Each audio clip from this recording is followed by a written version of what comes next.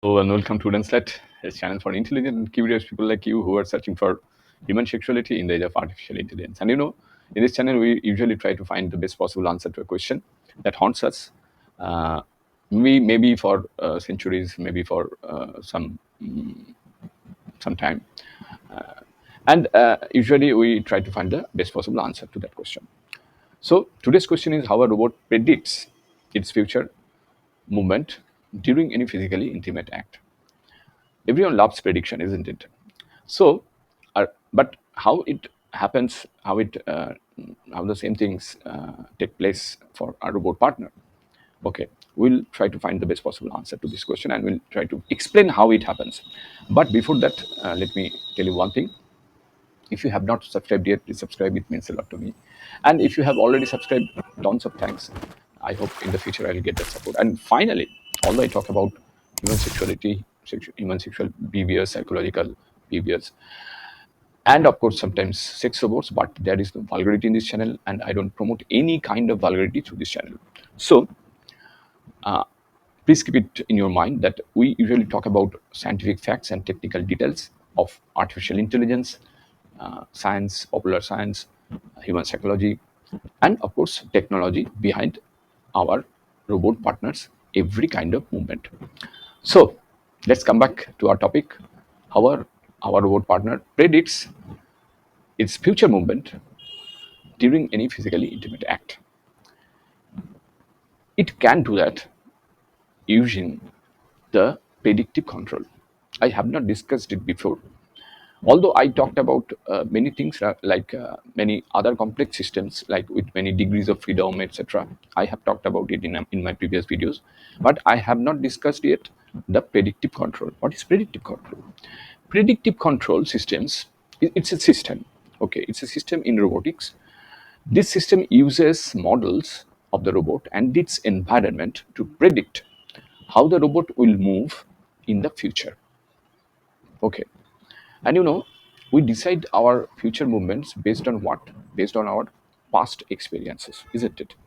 So the robot does almost the same thing because it mimics humans.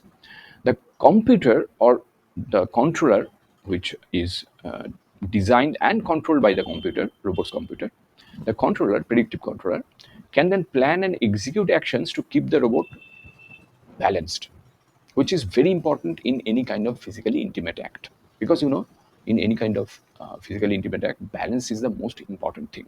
Without balance, you cannot do anything. Okay, isn't it? So even in the presence of any kind of disturbances, for example, a human robot might use predictive control to just jump from the bed or walk on your bedroom. If there is a carpet on the floor, it can, or it's a rolled carpet on the floor, it will just jump over it. How it decides that? How it can do that? It does that with the use of predictive control. That is the core feature of a humanoid robot partner. And although it's in a development mode still yet, and concerns because there is no sentience has yet been developed, still it can decide on its intelligence, artificial intelligence, using predictive control to decide what would be its future movement.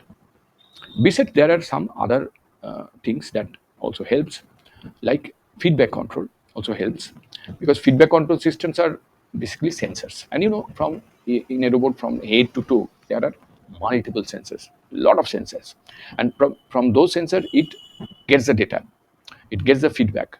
That is why it calls feedback control.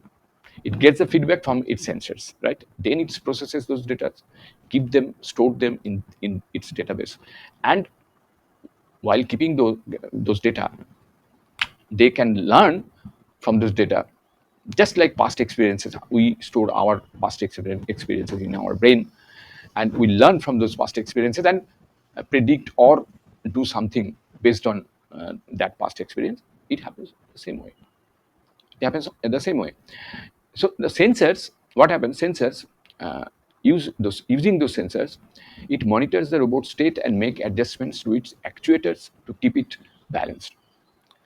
For example, a humanoid robot might have gyroscopes. I talked about gyroscopes in my previous videos. If you want to uh, learn about gyroscopes, please watch those videos. To measure its orientation and accelerometers to measure its acceleration. Okay, the robot's controller could use this data to adjust the position of its legs and arms to keep its center of mass within its support polygon. It's a, it's a different type of science. Okay, it's computer science, of course, part of computer science, but it's a different type of science. Nothing else. It depends on type technology. Nothing else. And of course, I need to mention passive dynamics because passive dynamic systems use a robot's own inertia and momentum to help in maintaining balance. And in maintaining balance, by maintaining balance, it helps you. For example, a humanoid robot might use passive dynamics to swing its legs, cross its legs, stretches its legs during those special moments. Even for while walking or running, it does the same thing. Apply the same logic, apply those same features, apply those same tools. I hope it makes a sense and gives you some more feedback about your robot partner. So thanks for watching. Keep watching Wooden Set. I will come back with more videos and with more explanations about your robot partner. Don't miss those videos. So till then, goodbye. Take care and stay safe.